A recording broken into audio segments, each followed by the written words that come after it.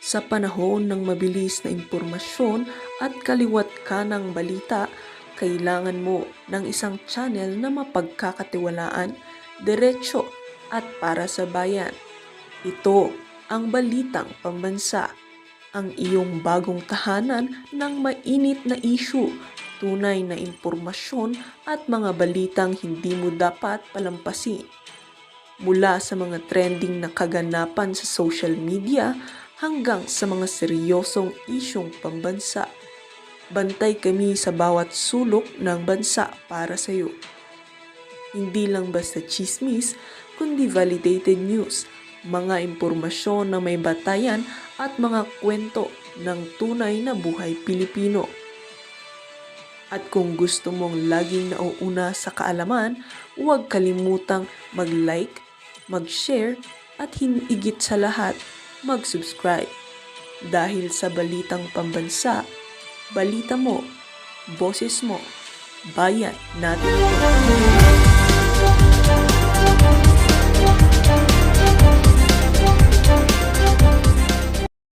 Pag-uusapan sa Committee on Rules, ilalagay na sa Committee on Justice, yun ay first referral. So, yun lang ang aking pakiramdam. Ayokong sumama dun sa moro-moro, ayokong sumama sa script nila, na hindi sasabihin nila, hindi, ito na yung unang impeachment complaint at nahuli kayo. And to be clear about this, MJ Admar, ang first day ng session based on the Constitution, sinasabi sa Ligang Batas, 10 working session days, is only on Monday. Nagkataon lang talaga, nag-file kami before the resumption of the session. So ito, MJ, ang isang bagay na pag-usapan pa rin namin, magkakaroon kami ng desisyon, magkakaroon kami ng pagkakaisa kung ano ang hakbangin ng aming gagawin. Opo, di ba kung ang House of Representatives ay kinakatawan po ang damdamin sa loobin ng kanila pong mga nire-represent sa House of sa baba. Ano lang kung Mike, mag-file lang kasi yan ang gusto mangyari ng mga siraulo dyan sa House of Representatives, masiraan ng loob yung mga ika nga lehitimong gustong maghain ng impeachment laban dito kay Marcos Jr. Yan ho talagang ini-aim ng mga walang yan. Yung tipong wala na yan, alam nyo na yung strategy namin, kahit naman mag-file kayo, babasura lang naman namin yan. Yung ano lang, mapag-usapan lang natin, malantad lang sa sambayan ng Pilipino, doon nalantad na, pero yung nagkakaroon ng continuous na usapin dito sa mga kabalbalan ng administrasyon na to, panalong-panalo na ho doon ang sambayan ng Pilipino. Kumbaga, hindi makalimutan ng ating mga kababayan yung mga kawalang yang ginawa ng administrasyon na to, hindi lang yung mga maanomalyang flood control project, yung ginawa nila kay dating Pangulong Rodrigo Duterte, yung ginawa nila sa PhilHealth, yung ginawa nila sa PDIC, yung ginawa nila dyan sa mga ginto, at napakarami pang kabuktot ang ginawa ng administrasyon na to. Hindi lang huyang sa budget. Kaya kailangan continuous ang usapin. Tayo alam naman natin Ika nga, kung meron tayong mga kumbinse, 10, 20 congressman na kailangan talaga ma-impeach itong si Marcos Jr., well, maganda. Di ba? Ngayon, kung wala tayong makumbinse, sila na magmumukhang siraulo nun. Bakit? Kasi nakita na ng sambayan ng Pilipino.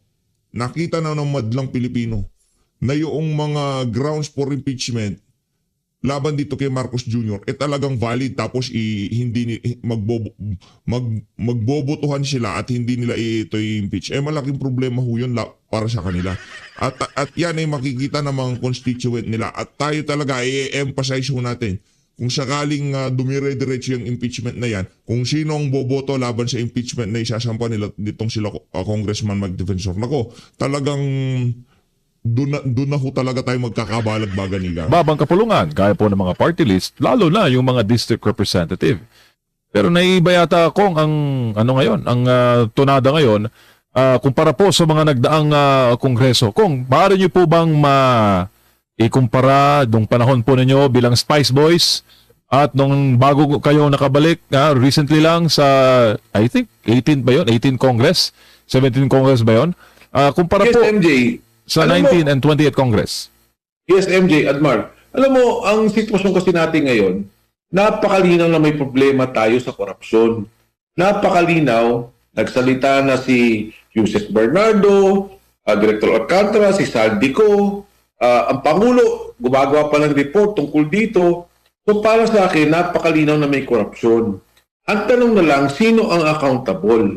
Ang sinasabi namin, ang Pangulo, bilang Pangulo, siya ang gumawa ng budget, siya ang nagagawa ng unprogrammed allocation, siya ang gumawa ng maraming bagay.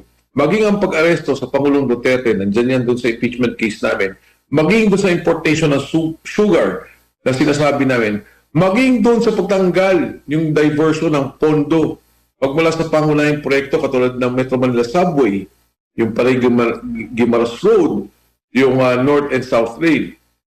Lahat ng to, sinasabi namin, may involvement ang Pangulo. Ang punto lang, ang Kongreso o ang isang kongresista, kailangan niyang i-endorse. Sasabihin niya, ito ay nakikita kong kaso na kailangan panagutan ng Presidente. Maaari din, ang iba sabihin, o sige, binibigyan ko ng pagkakataon ng Pangulo sa isang formal na proseso katulad ng impeachment na sumagot tungkol dito. So, kung ang tanong mo, MJ, ano yung mga pagbabago, naintindihan ko na maaaring ang ilang kongresista nagigipit, may mga, siguro, may mga pagkakataon na tinitingnan nila yung mga bagay-bagay, paano ba to? Pero importante rito, hindi naman to para sa isang distrito lamang eh. Hindi lang to para sa ating sarili. Ito ay para sa kinabukasan ng ating mga kababayan. Ito ay kinabukasan ng sambayanang Pilipino. Ang isang kasong final namin, binabanggit ko na yung PhilHealth, alam mo, medyo malapit ang loob ko dyan. Nagkakaroon tayo ng kontribusyon. Naglalagay ng kontribusyon ng national government kasi doon sa mga senior citizens at saka doon sa mga sinasabi natin walang kakayahang magbayad. Kinuha mo yung pondo, nilagay mo sa national budget. Pagkatapos, ginamit sa flood control. So, isa tong bagay na ang laki ng epekto sa ating kinabukasan kasi di ba sa ibang bansa, sabi nga ni Dr. Tony Liachon, 10% ang babayaran mo kahit anong sakit mo, kahit anong klaseng pagkaka-hospital. Kung anong babayaran mo, 10% ka lang kasi yung insurance na binibigay ng gobyerno ay malawakan. Tinutulungan ka ng gusto. Dito sa atin ngayon, halos siguro 60% ang babayaran mo pag ikaw ay na-hospital sa isang sakit o sa isang problema na iyong kinakaharap. Itong pondong to, hindi dapat kinuha to eh. Imbis na dapat ginamit to palawakin ang programa, pagandahin to yung programa, hindi dapat ibinalik to tapos saan napunta? Flood control. Yan yung mga bagay na kailangan nating linawin. Yan yung mga bagay na kailangan nating pagtuunan ng pansin. Dahil hindi lamang ngayon yan. Sa darating na panahon, kailangan mailinaw at mailagay sa ating batas, mailagay sa ating budget, no, sa ating pag-aaproba ng ating pondo, na itong mga programang to, huwag niyong papakilaman. Dahil ito ay sa kapakanan ng bawat individual na Pilipino. Pero kung pagbabasihan po ang mga ginagawa ngayon sa Malacanang, parang wala lang din sa kanila itong mga ganitong hakbangin, Kong Mike eh. Tingnan mo, sir. Hindi ko masyado na MJ. Siguro sinasabi na wala. Pero bakit naman ibablock nila? Kung talagang wala silang pakialam dito at sinasabi lang wala kaming alam sa mga naging korupsyon, eh bakit nyo pa hindi papayagan na mag-file ang Makabayan Black? Bakit nyo kami hindi papayagan mag-file? Di ba kung ito yung isang bagay na hindi naman dapat bigyan ng panahon o bigyan ng pagdiin, eh bakit ganun na lang ginagawa sa pagkitil ng boses ng mamamayan? Alam mo, MJ, nagkaroon ng survey ngayon, di ba? Yung sabi ng Tangier. Sabi nila, 68% ang lumalabas gustong maliwanagan doon sa impeachment case. Ako palagay ko, baka nga mas mataas pa dyan eh. Hindi ko rin alam. Pero ang aking palagay, lahat ng Pilipino gustong malaman, ano ba nangyari? Ano ba yung korupsyon na to? Saan ba nanggagaling to? Sino kumuha ng pondo? Paano ba yung mga programa? Yung Metro Manila Subway na wala dahil sa korupsyon. Maraming binaha, maraming nalunod dahil sa korupsyon. Maraming mga programa ang hindi na tuloy. Kasama dyan ang North-South Rail, kasama dyan ang Panay Guimaras Road, kasama ang iba't ibang programa dahil sa korupsyon. Yung PhilHealth, kinuha niyo yung pondo dahil sa korupsyon. So ang aking palagay, hindi lamang kami. Kinakatawan namin ang sentimiento, kinakatawan namin ang pananaw, at kinakatawan namin ang galit ng bawat Pilipino na maliwanagan ng issue. Opo. Kong, kung babalikan po natin ang kasaysayan, ang impeachment proceeding po o impeachment process ang naging mitya ng EDSA 2. At parehas rin po ang pinag-uusapan kong Mike. Pera pa rin ng bayan, korupsyon pa rin. Nagbabalik po ba, Kong, yung mga alaala na yon? EDSA 2 sa inyo? Actually, MJ, totoo yan kasi naalala mo yung EDSA 2, ang nangyari dyan, ayaw nila buksan yung envelope. Parang ano yun eh, yung envelope na yun, sinasabi lang, yun yung pondo na nakukuha ni Pangulong Estrada dun sa Muslim Youth Foundation. So, ginagaranti niya yung isang loan na, sige, paputangin niya dahil may pera ako. So, nasa envelope yun, yung usapin na yun. Hindi nila pinabuksan yung envelope. Ito nga, may mismong ginagawa tayong paghain ng hinalakit natin at MJ, Admar, gusto ko lang linawin, walang ibang proseso. Kung ikaw ay Pilipino, kung ikaw ay nais mong malinawan, kung ikaw ay may hinalakit, kung ikaw may pananaw na may problema ang ating bayan, ang ating Pangulo, walang ibang proseso kundi ang impeachment process. Hindi ka pwedeng pumunta sa korte at magreklamo mo laban sa Pangulo. Hindi ka pwedeng pumunta sa ombudsman at magreklamo laban sa Pangulo. Ito lamang impeachment case. At sa pagkakataon na to, pag hindi pinayagan na madinig, mapakinggan, at maihain, at in fairness to the President, ito rin yung pagkakataong i-depensa niya yung sarili niya, sabihin niya, ito yung nangyari dyan, wala akong alam dyan. Kung hindi ang impeachment process. Kaya yung binabanggit mo nung EDSA 2, hindi minuksan yung envelope, ngayon naman hindi pinapayagan ang pagkain, ng protesta, o paghain ng impeachment charge, pareho lang. Magagalit talaga ang taong bayan dyan. Kung, magkano ba ang pinag-uusapan ng EDSA 2 nung issue na yun? Di ba, by the millions lang? Ngayon, magkano na ba ang threshold ng korupsyon sa pambansang pondo? Nung mag-usap tayo sa EDSA 2, I would think about more than 1 billion kasi nandun yung usapin ng Muslim Youth Foundation, nandun yung tobacco excise tax. Actually, ang pondo lang natutuod ng pondo ng gobyerno is the tobacco excise tax of about 166 million. 166 million. Meron dun yung Muslim Youth, sinabi kinukuha mo yung pera, nilalagay mo sa isang pondo for the Muslim Youth Foundation. So mga 4 na charges yun against the President. Then, President Erap Estrada. Ngayon isang transaction lang, billion na kaagad ano sabi ni Saldico? 25 billion. Anong sabi ni Saldico? 2 billion a month. Yung tama rin na recently pinag-usapan sa Blue Ribbon Committee, sabi niya nag-deliver ako doon kay Yusek Jojo Cadiz. Ang una 200 million, sabi ni Yusek Jojo Cadiz, akin na yung pera, i-deliver ko sa bahay ng Pangulo. Ang pangalawang sinabi niya, 800 million. Kinuha din ni Jojo Cadiz sa tama rin, i-deliver ko sa Pangulo. Nagsabi si Yusek Bernardo, sabi niya, mali yung sinasabi ni Saldico sa speech ni Senator Ping Lacson. Ano sabi niya? Yung 52 billion daw na pinag-uusapan na pondong ibinigay kay Yusek Bernardo, yung 8 billion deliver supposedly kay Trigib at kay Adrian Bersamin and Trigib Olivar, at ito yung supposedly binigay din kay Pangulo. So, ang kwento ni Senator Ping Lacson, niloko si Pangulo. Pero ang sinasabi ng mga tao at yung sinasabi ni Saldico, hindi totoo yan. Dahil ang Pangulo mismo ang nag-utos na i-deliver yung pera. So, ang layo Ngayon, billion-billion. Grabe, organisado. Pati yung, sabi ko nga sa iyo, yung unallocated funds. Kanina, parang dinidiscuss ko, huwag na tayo mag-usap ng maraming proyekto. Yun lang Metro Manila Subway. Na sana by 2028, magagamit natin, nandyan na. Maibsan ng traffic sa ating lugar sa Metro Manila. Anong ginawa? Kinuha yung pondo doon, inilipat sa unprogrammed allocation, naglagay sila ng pondo, inilagay sa flood control.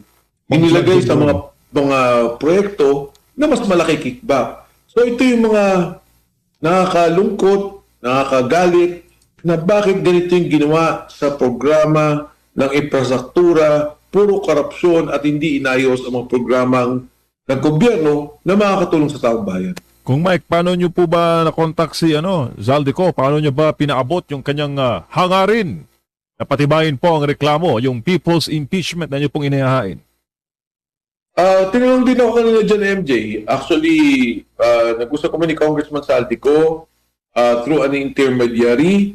Hindi ko na sasabihin kung sino, hindi ko na sasabihin kung paano kami nakapag-usap, pero malinaw dun sa nabanggit niya, willing siya noon sa Blue Ribbon Committee na magsalita at kung magkaroon ng impeachment case at siya'y pagbibigyan ng magsalita which is allowed by law, which is allowed by the rules of the House, pwede naman yan yung may Zoom, ay willing siya magsalita upang bigyan pang ng substansya, no? Substance, yung binabanggit namin na corruption at yung delivery niya ng pera.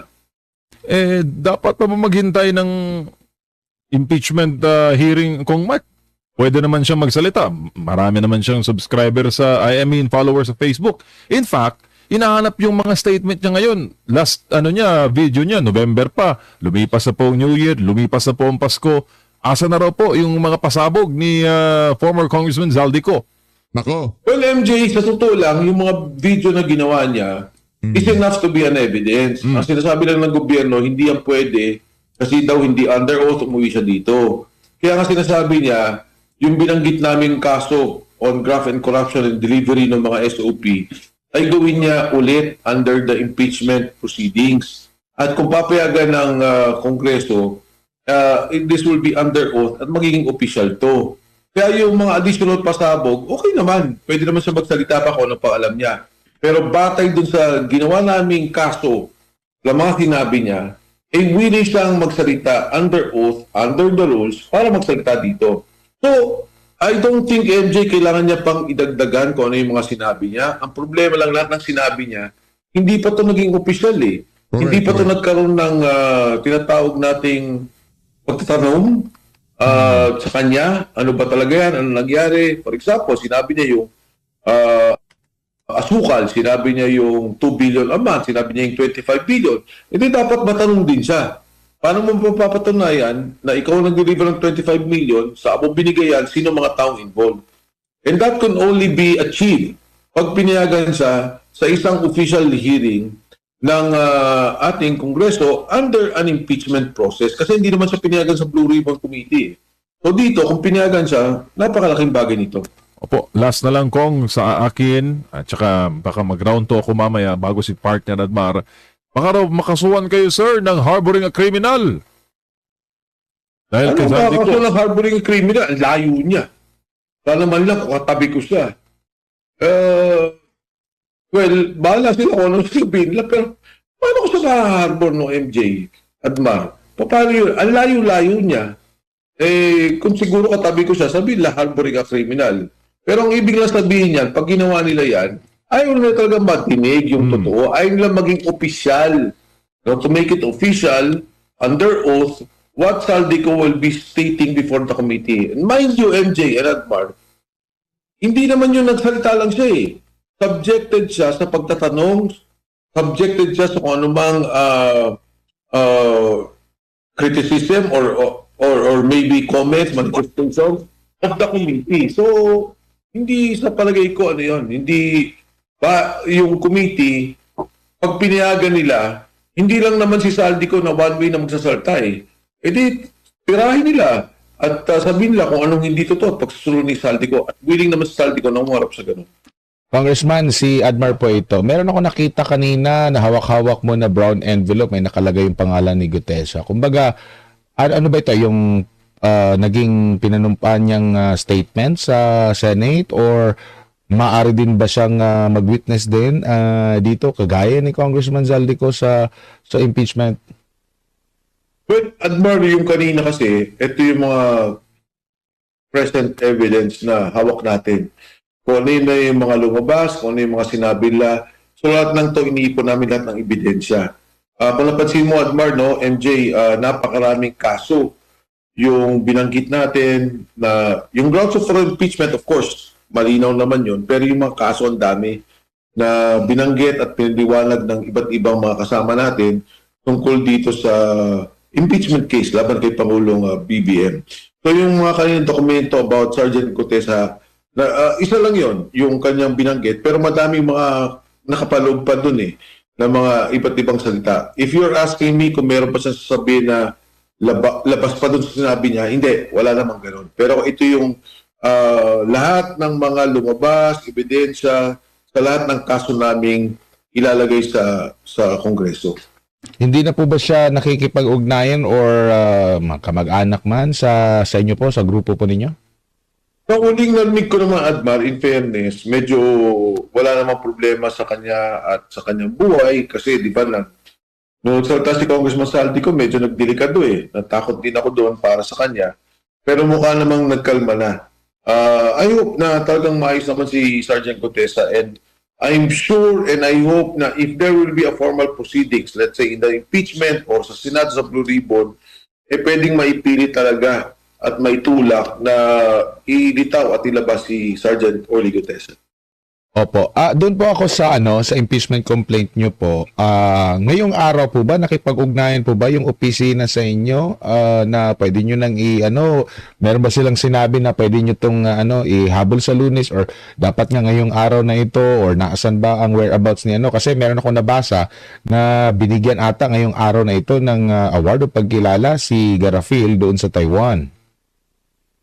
Actually, Admar, hindi ko masabi officially kasi hindi ko alam kung totoo, pero may mga sinasabi nila na, sige, pwede na kayo mag-file, tatanggapin na kasi may political pressure, pasensya na, na-orderan lang kami. Hindi ko alam. I don't want to speculate, and ayoko namang ilagay sa masamang sitwasyon yung Secretary General's office. Pero ang malinaw sa akin, hindi nila tinanggap. So sa atin, may violation yun. Kung tatanggapin nila ngayon or sa Lunes, sige, okay naman yan. Pero hindi maganda yung nangyari kasi para hindi mo tanggapin yung isang impeachment complaint na sinabi ng Korte Suprema Ministerial, parang hindi naman tama. Doon lang po sa proseso sa impeachment, sir, para sa kaalaman ng lahat, considering meron na rin naging inilabas na desisyon, di ba, ang Korte Suprema. Ano pong mangyayari? Halimbawa po, sa Lunes, tanggapin na, pati yung sa yung mga makakaliwang grupo, yung kanilang second impeachment, sa inyo po, third impeachment complaint. Ano po ang magiging proseso po nito? And sino yung pipili kung saan ang uusad? Well, Admar, napakaganda ng tanong mo. Actually, isa din sa mga bagay na pinag-usapan namin. Ang nakalagay sa ligang batas, at ito'y inaffirm na ng Supreme Court dun sa kaso ng ating Vice President, Sara Duterte. Ang sabi nila, pag may nag-file, ministerial immediate, ibibigay mo dapat sa Speaker's Office. Pagdating ng Speaker's Office, may 10 araw yan para iligay sa plenaryo. Yan ang sabi ng Konstitusyon. But under the House rules, within 10 days, pag binigay mo sa plenaryo, ang gagawin ng House, ibabato mo na sa Rules Committee. From the Rules Committee, i-agenda na naman nila yan, at pagkatapos, babalik sa plenaryo, at ang sabi na sa Ligang Batas, within 3 days, kailangan ibigay nyo sa Justice Committee. So, yung term na within, yun yung delikado ron. Kailan mangyayari? For example, tinanggap na ngayon yung, alam mo nung una, Admar and MJ, sinasabi ka, welcome lahat ng impeachment complaint ng yung una kay Attorney De Jesus, yung sa kay Makabayan, tsaka sa amin. Sabi ko, okay lang yan. Pagdating ng committee hearing, pag-usapan natin. May consolidation ba yan? Issue ng Committee on Justice yan? O iti-take up ba yan one by one? So, parang din yung batas na tinitingnan lahat ng mga proposal, tinitingnan lahat kung ano yung mga impeachment complaint, and then they will judge on basis of the form and substance.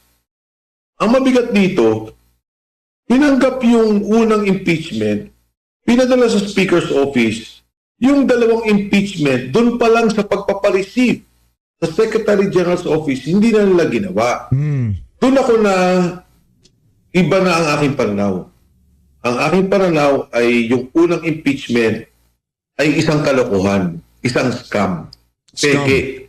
Gusto nila, yun lang ang pumasok at yung 2 wag makapasok para pagdating doon sa Committee on Justice, which is already an initiation of an impeachment, yun na yung definition ng Supreme Court, papatayin na nila. So, ito yung sitwasyon natin sa ngayon, Admar. Kung ito'y napunta na sa Speaker's Office, paano sa Lunes? Pwede ba kami mag-apply? O ito bang impeachment na final nila, immediately, i-refer sa Justice Committee. Immediately, ilalagay sa order of business ni Speaker at doon sa committee, doon sa plenary, ay i-refer na sa Committee on Justice. Ito yung mga nakakatakot na hakbangin nila. Kasi pag ginawa nila yun, of course, ang posisyon ko, ito'y labag sa saligang batas. At syempre, sa pangkalahatan, talagang kalokohan. Inunahan nila at inayos nila yung proseso para yung mga totoong impeachment case ay hindi makapasok. Nakikita nyo, baka ma-strike 2 na naman sila sa Korte Suprema.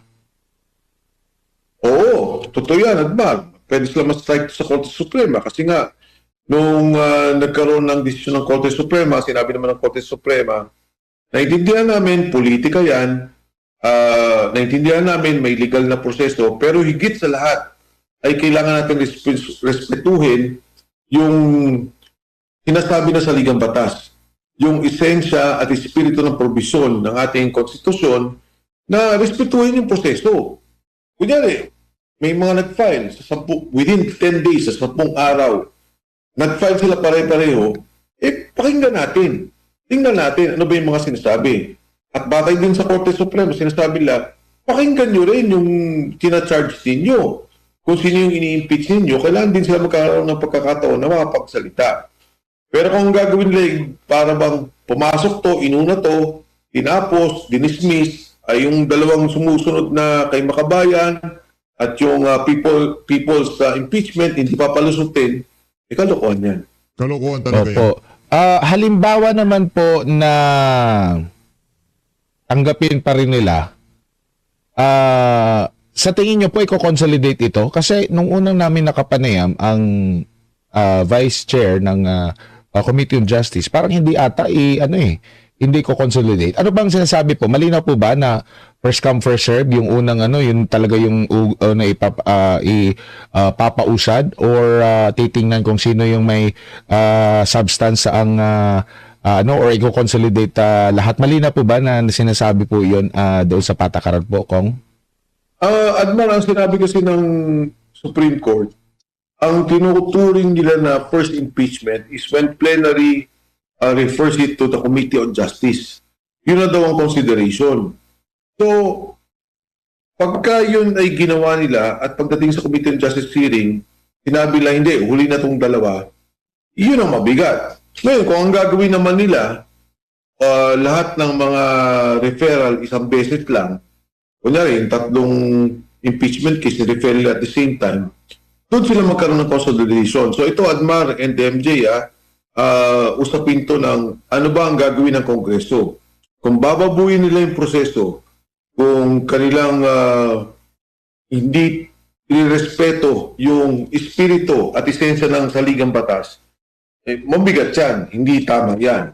Pero sa totoo lang, I hope not, Admar MJ, pakiramdam ko ganun eh. Kasi nung una pa lang yung palang pag-receive doon sa Secretary General's Office, kinulun nyo na. Paano pa yung mismong referral to the committee and hearing sa committee? Hindi ko nakikita na. I hope I'm wrong, pero medyo masama ang pakiramdam ko dahil doon pa lang sa unang hakbangin ng hindi pagtanggap ng Secretary General's Office ng ministerial. Kahit saan ka pumunta ang opisina, Admar, MJ, pumunta kayo sa City Hall, pumunta kayo sa Office of the President, pumunta kayo sa Senado, gumawa kayo ng sulat, i-receive. May receive. Dito ko lang nakita sinabi, hindi kami pwedeng mag-receive. May ganun ba? So yan ang nakakatakot dito sa impeachment process ito. Wag na tayong lumayo. Example na natin itong Supreme Court po, Congressman, kasi lahat tinanggap yung mga petition against kahit na nung 2023, 2024, 2025 na kanilang pag-question sa legalidad, tinanggap nila at magkakaroon na nga ng oral argument sa darating po na April. Yes, katulad na sinabi mo, Admar, tama yan. Wala akong nakikitang opisina ng gobyerno na hindi pwedeng tumanggap ng papel. Ngayon ko lang nakita, and particularly on an impeachment process, na hindi tinanggap yung papel. Kasi di ba maghatid ka na sulat, may reklamo ka sa Secretary Office, may reklamo ka kay Speaker, may reklamo ka sa Kongreso, ipareceive mo lang yan doon na kaya eh. Bakit dito hindi nangyari? So, ito yung mga bagay, no, MJ, na medyo, siyempre, nakaantabay tayong lahat. Ako mismo, nakita ko to na nagulat ako kasi nung tumawag yung Makabayan, sabi siya, hindi kami tinanggap eh. Congressman, sabi ko, kung pwede ba yun, hindi kayo tinanggap? Hindi po eh. So this is the first time that I've observed or I've witnessed this kind of action by a government office o isang opisina ng gobyerno. Opo, pag-usapan lang natin